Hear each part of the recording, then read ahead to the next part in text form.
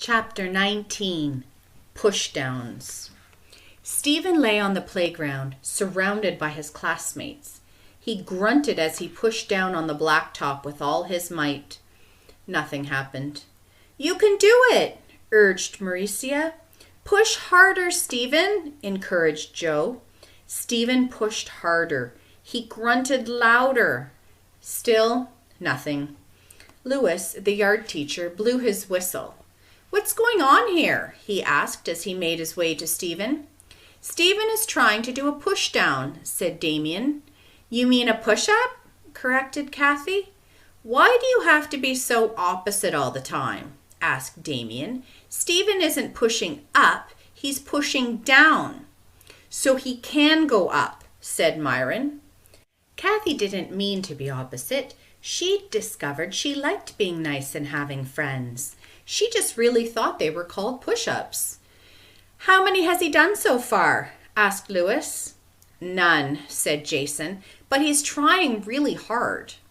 Lewis kneeled and then patted Stephen on the back. "Keep at it, Stephen," he encouraged. "Every day you'll get a little stronger. In a month, I bet you'll be able to do 5 pushdowns." "A month!" exclaimed Dee Dee. "Stephen doesn't have a month." "He has to bang the gong on Friday," explained Ron. Lewis raised one eyebrow. His mustache twitched. "I guess he really is the best principal ever," he muttered. "What?" asked Mac. "Never mind," said Lewis. "Push hard, Stephen. The mallet is made of solid iron." Stephen grunted louder than ever. He didn't move. "I can't do it, Lewis," he gasped. "Talk to Mr. Kidswatter. Tell him to pick somebody else." "Oh, me!" exclaimed Joy. "Mr. Kidswatter is the smartest principal in the school," said Lewis. "He must have had a very good reason for choosing you."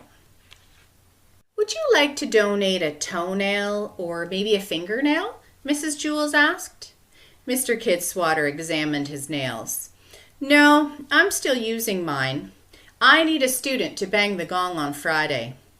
The next thing he knew, all the little brats had their arms in the air and they were making strange noises like "ooh, ooh" and "me, me." "You're the best principal ever," someone shouted.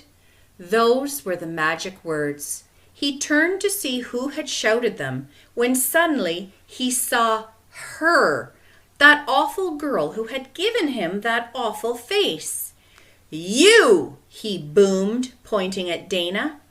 Dana had a mosquito bite on her ankle, however, and at that moment she bent down to scratch it. Stephen sat behind Dana. He lay on the blacktop, staring up at the awful cloud. "I'm doomed," he moaned. "Look, Stephen, I don't know what will happen on Friday," Lewis admitted. "I don't know if you'll hit the gong or drop the mallet on your toe, but I know this.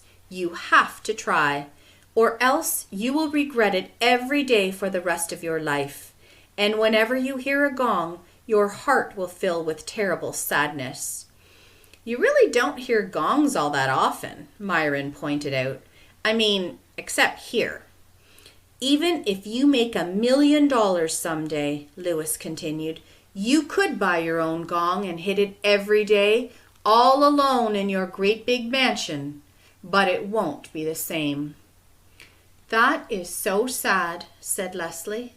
Paul sniffed back a tear. "So, what do you say, Stephen?" asked Lewis.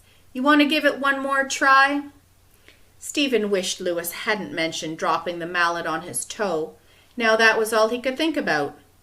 He sighed and then rolled back over. He pushed as hard as he could. "You can do it, Stephen," urged Allison.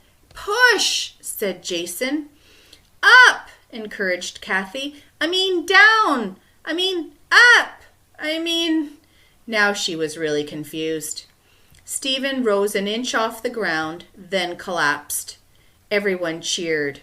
"One more," urged Lewis, "and then we'll go to the monkey bars and do some pull-downs."